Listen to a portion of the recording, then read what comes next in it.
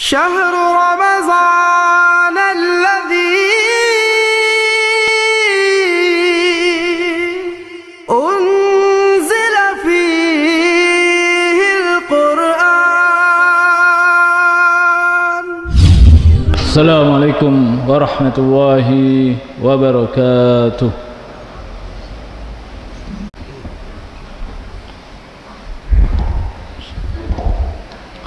الحمد لله نحمده ونستعينه ونستغفره ونعوذ بالله من شرور أنفسنا ومن سيئات أعمالنا. من يهده الله فهو المهتدي ومن يضلل الله فلن تجد وليا مرشدا. أشهد أن لا إله إلا الله وحده لا شريك له وأشهد أن محمدا عبده ورسوله لا نبي ولا رسوله بعد أما بعد. فإن أصدق الحديث كلام الله وخير هدي محمد صلى الله عليه وسلم وشر الأمور محدثاتها وكل محدثة بدعة وكل بدعة ضلالة وكل ضلالة في النار. أعاذنا الله وإياكم من النار. لقد قال الله تعالى في محكم التنزيل بعد أن أعوذ بالله من الشيطان الرجيم بسم الله الرحمن الرحيم. يا أيها الذين آمنوا اتقوا الله حق تقاته ولا تموتن إلا وأنتم مسلمون. Alhamdulillah, di hari yang mulia ini, di bulan yang mulia pula, semoga Allah Subhanahu wa taala memberikan keberkahan umur, kehidupan, karena sejatinya manusia tidak terlepas daripada kesalahan. Dan pada kesempatan ini pula tidaklah menjadikan sebuah nilai kewajiban bagi seorang mukmin untuk memenuhi panggilan Allah Subhanahu wa taala untuk mendengarkan nasihat dari Allah Subhanahu wa taala dan dari Rasulullah sallallahu alaihi wasallam, dikarenakan tidaklah ada seorang khatib kecuali berbicara kecuali di atas landasan kedua itu semua. Bapak yang dimuliakan oleh Allah Subhanahu wa taala, jamaah sekalian, kalaulah kami mengatakan di tangan saya ini, Pak, ini ada emas, siapa yang mau emas ini? Pasti semua angkat tangan. Saya yakin semua batangan emas saya mau bagikan. Pak, ini ada emas, mau saya bagikan, siapa yang mau? Semua akan angkat tangan begini dengan tegas, duluan. Sejatinya karena jamaah itu faham apa itu emas. Kalau tidak faham, maka dia akan bengong semua karena tidak faham. Kalau dia tidak dapat emas ini setelah saya bagi, maka dia akan menyesal. Maka kalau orang itu faham kalimat, maka akan terjadi pengharapan, karena kalimat itu masuk dari pikiran, masuk ke dalam hati, maka akan terjadi sebuah kesedihan dan penyesalan. Namun bila orang tidak faham, maka dia akan bengong saja. Bapak yang dimuliakan Allah Subhanahu wa taala, tidaklah kitab ini, ucapan Allah, lebih berhak untuk difahami hanya sekedar kebutuhan materi. Karena sejatinya kita hidup tidak faham kitab ini, maka tidak akan pernah bisa masuk dalam hati. Mereka membaca tapi tidak berfungsi. Apa petunjuk bila dibaca? Kalaulah Bapak saya berikan kertas petunjuk ini ke Jakarta, ketemu bos Bapak, Bapak bisa membaca tapi tidak mengerti apa yang dibaca, bisakah sampai ke Jakarta dan mendapatkan bosnya? Tidak akan pernah itu terjadi. Tidak akan pernah itu terjadi. Kita lihat bagaimana kalaulah anak dia cinta dengan perkataan tetangganya, maka bapak akan jewer itu anak dengan sekeras-kerasnya. Apalagi mamanya yang lahirkan, uminya, maka dia akan pukul dengan keras atau diusir supaya tinggal di tetangganya. Berapa banyak manusia cinta perkataan manusia di kitab-kitab yang harus dia fahami di sekolahan-sekolahan, tapi Quran ini kalaulah tidak faham, tidak ada yang diem 1000 bahasa. Layak kiranya kalaulah Allah mengadab kita semua karena kita lebih cinta dunia daripada petunjuk ini sebenarnya. Apalagi di waktu ini, mari Bapak sekalian saya faham, kalaulah ada pondok pesantren, dia ada santri, dia setiap masuk, setiap diterangkan guru, dia tidak pernah faham apa ini, tapi dia rajin banget sebelum subuh sudah pegang itu bukunya untuk belajar, sudah sholat malam dia ke masjid duluan, kalau sekolah dia yang paling pertama dan dia itu bersihkan itu kelas. Begitu rapat guru, gimana si anak ini lulus gak kiranya? Gak pernah paham pelajarannya. Lalu bagaimana? Dikeluarkan?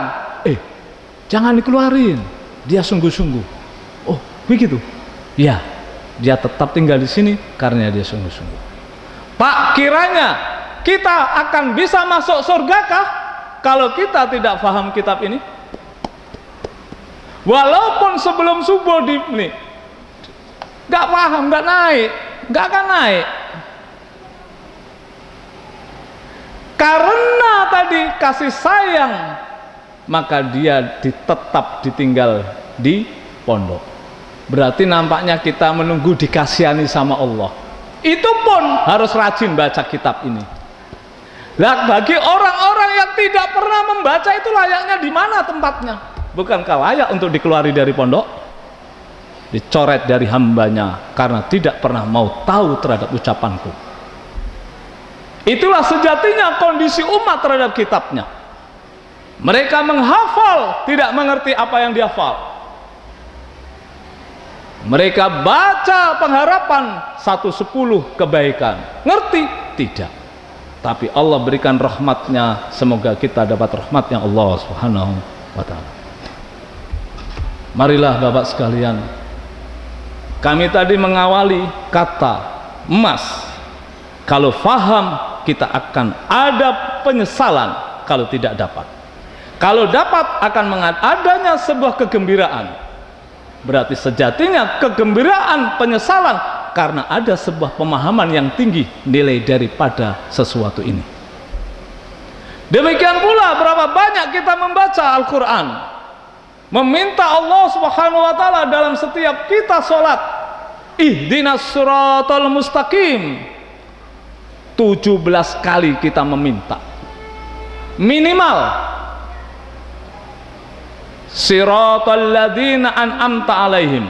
Mari kami jelaskan dulu. Kita mengerengek sama Allah, berarti Allah mengajari kita tidak ada permintaan yang terbaik bagi seorang hamba kecuali minta petunjuk kepada Allah Subhanahu wa ta'ala. Maka tidaklah sah sholat tanpa ada membaca Al-Fatihah. Berarti kita merengek kepada Allah untuk diberikan petunjuk.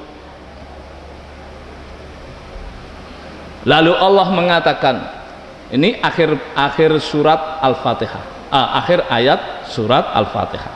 Allah mengatakan awal surat Al-Baqarah, Alif Lam Mim, dzalikal kitab, ini kitab, la raiba fi, ini kitab ucapanku, la raiba fi, tidak ada keraguan di dalamnya, petunjuk bagi yang taat padaku. Berarti Allah sudah mengatakan, Muhammad, ini ucapanku, ucapanku tidak ada keraguan di dalamnya, petunjuk bagi yang taat bagiku, padaku. Berarti permintaan setiap sholat seseorang tadi, seorang mukmin, sudah Allah jawab ini petunjuknya. Lalu Pak, mari, kalaulah ada selalu merengek setiap harinya kepada mamanya atau uminya, "Ma, buatin nasi goreng, Ma. Ma, buatin nasi goreng, Ma. Ma, buatin nasi goreng, Ma." Begitu dibuatin mamanya nasi goreng, habis itu nasi gorengnya tidak disentuh sama sekali, maka pasti orang tuanya, ibunya akan ambil itu sapu. Makan nggak? Makan nggak? Makan nggak? Kalau tidak dimakan dia akan pak, ayo makan, makan. Nah, kalau ini kitab hanya satu tidak pernah dipegang, dua tidak pernah dibaca, tiga membaca tapi tidak mengerti, akankah kiranya layak kita dicambuk sama Allah Subhanahu wa ta'ala? Nah, Bapak sekalian, inilah kondisi umat. Inilah kondisi umat. Kalaulah dulu Bani Israel Allah angkat itu gunung Tur, wa idna taqnal jabala fawqahum ka'annahum dullalin khudhu ma atainakum biquwwah.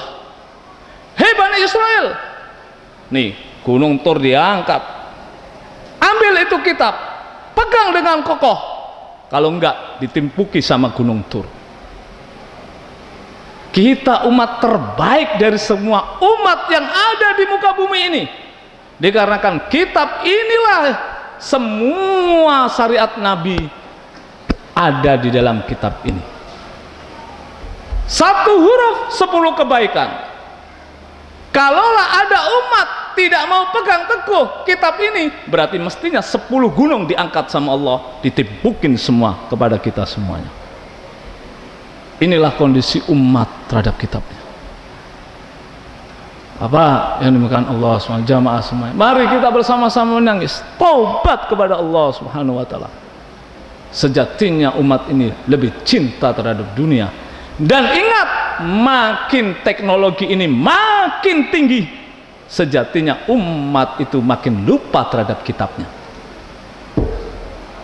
Makin mudah dengan teknologi, dengan uang di sini, maka terjadilah tongkrongan-tongkrongan kafe, dan lupa sholat, lupa apa, segalanya lupa. Apalagi ngaji, tidak akan pernah ada lagi.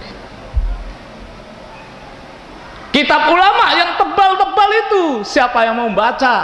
Karena semua instan di dalam ceramah-ceramah di sini. Tidak akan pernah lagi mengenal kitab-kitab induk para ulama zaman dulu, tidak akan pernah. Berbahagialah orang-orang yang cinta terhadap kitab-kitab itu. Umat jauh terhadap petunjuk aslinya. Mari Bapak sekalian kan Allah Subhanahu wa ta'ala.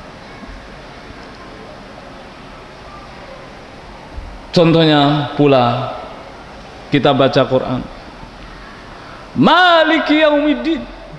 Pak, kata itu mempunyai ketinggian. Bapak, kalaulah ada bos Pertamina ya turun, baru disebut namanya, baru nanti 1 jam lagi datang, itu sudah siap-siap luar biasa. Baru namanya disebut, karena mereka paham siapa itu sebenarnya dia.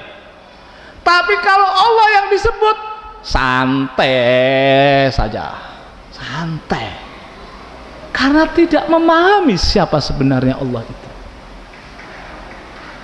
Padahal Allah telah mengatakan di dalam ucapannya, pertama, Alhamdulillahi Rabbil Alamin, Ar-Rahmanir Rahim, Maliki Yaumiddin. Saya ambil di sini aja kalimat Maliki Yaumiddin.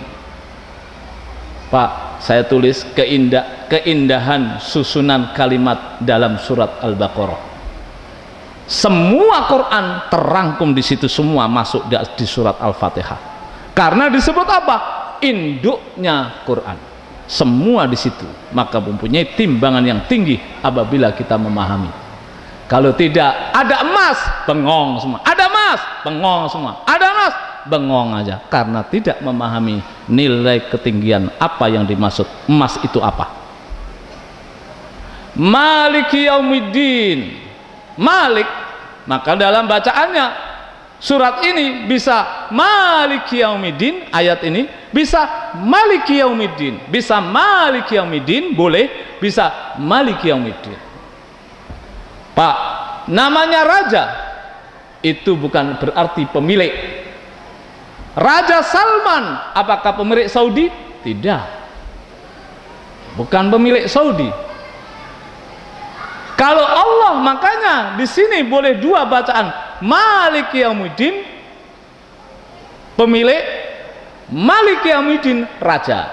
Berarti Allah adalah pemilik dan raja, maka dia adalah pemilik yang mutlak terhadap semua makhluknya. Maka layaklah dia dipuji, karena pujian hanya milik dia, tidak dimiliki oleh siapapun, karena dia adalah pemilik dan raja yang sebenarnya. Dari kalimat Maliki Yaumiddin, maka mari saya tunjukkan di antara praktek untuk memahami satu kalimat ini, lillahi ma fis samawati wa ma fil ard.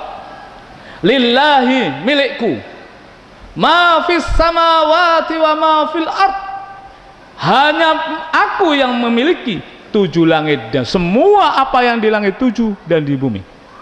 Wa in tubdu ma fi anfusikum au tukhfuhu yuhasibukum bihillah.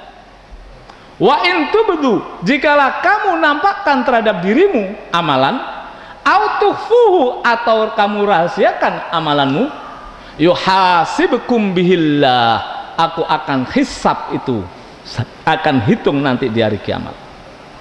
Karena aku pemilik 7 langit dan bumi, aku tahu apa yang kamu lakukan, baik yang nampak dan tersembunyi.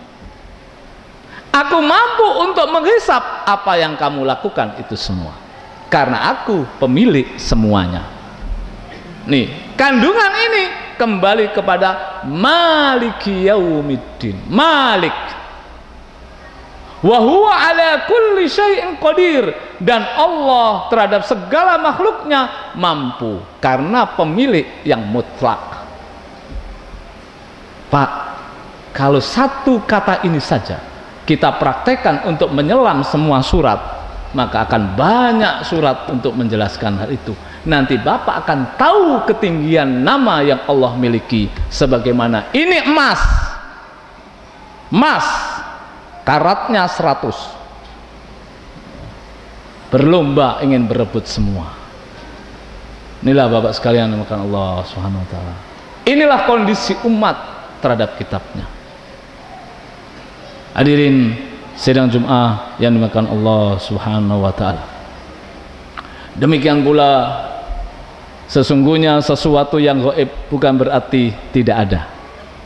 Yang gaib itu sebenarnya ada, namun tidak nampak di depan mata.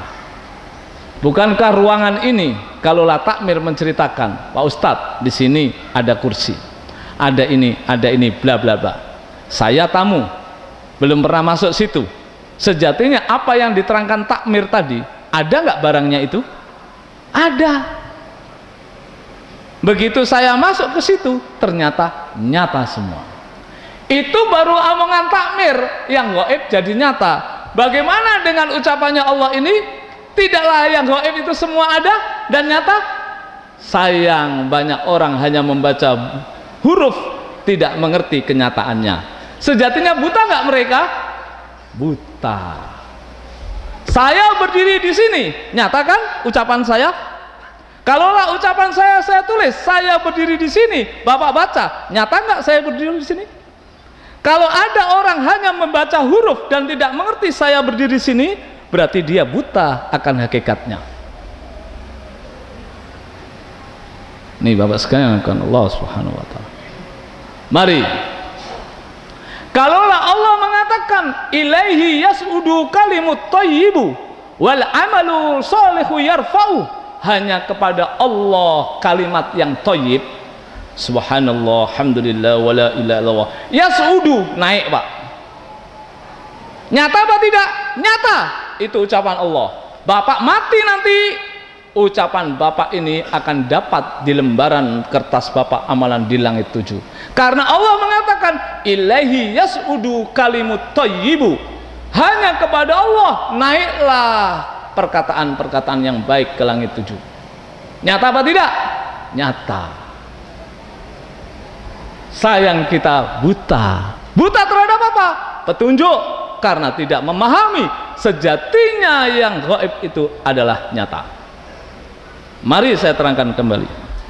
Kalaulah kami berdiri di sini, saya duduk, saya berdiri, ya, di situ ada meja atau di situ ada meja, maka kita terilustrasi. Namanya meja bisa difahami terbuat dari kayu, bisa terbuat dari besi.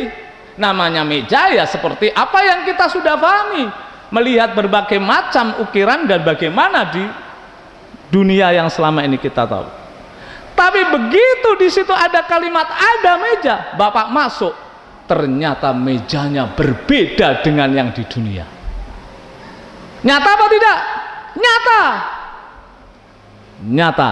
Karena Allah mengatakan surga itu mala ainur ra'at wala udunu sami'at wa ma khatara fi balil bashar. Karena kenikmatan surga tidak pernah terbesit dalam pikiran manusia mata ini. Berarti kenikmatan berlipat-lipat karena tidak pernah bisa diupamakan dengan yang ada di dunia ini. Berarti sejatinya seorang mukmin itu akan cinta kematian karena kematian yang dia hadapi, karena akan mendapati kenikmatan yang luar biasa setelahnya. Hanya tabir saja yang tersingkap karena roh tercabut, maka dia akan mendapatkan kenikmatan yang luar biasa itu. Sungguh sayang bila seorang mukmin takut mati. Sebenarnya itulah sifat orang Yahudi. Sesungguhnya kalau dia iman yang tinggi, maka kematian itu adalah awal pertemuan dengan kekasih yang dia cintai, yaitu Allah Subhanahu wa Ta'ala. Dan dia akan mendapatkan ukiran-ukiran amalan yang dia sendiri ukir di sepanjang hari dan setiap malam, yang akan terukir pula diangkat oleh malaikat ke langit 7. Wal amalu sholihu yarfa'u. Dan amal soleh diangkat oleh para malaikat. Kapan itu terjadi? Nanti sore. Malaikat hari ini sudah turun tadi pagi, menulis amalannya sampai sekarang nanti sore. Makanya Bapak berbahagialah yang soft depan, yang belakang sana yang terlambat sesuai dengan amalannya akan menyesal sendiri. Apalagi yang di luar-luar sana, lebih dalam nanti Allah akan pak nyata semua sesuai dengan amalannya. Yauma yatadzakkarul insanu ma sa'a. Nih di hari kiamat Allah bilang nih, yauma yatadzakkarul insan. Maka di hari itu, di hari kiamat, yatadzakkarul insan, manusia akan teringat terhadap apa yang dia amalkan di dunianya. Nyata apa tidak? Nyata semua. Berbahagialah bagi orang-orang yang di saf depan ini. Sungguh amat bahagia. Yang di belakang, yang baru datang, apalagi yang sana, naudzubillah. Inilah yang harus kita fahami. Bukti kita cinta terhadap Rabb kita untuk fastabiqul khairat, berlomba-lomba untuk kebaikan di sisi Allah Subhanahu wa Ta'ala. Wal asri innal insana lafi khusrin illa alladziina amanu wa amilus solihati wa tawassaw bil haqq wa tawassaw bis sabr.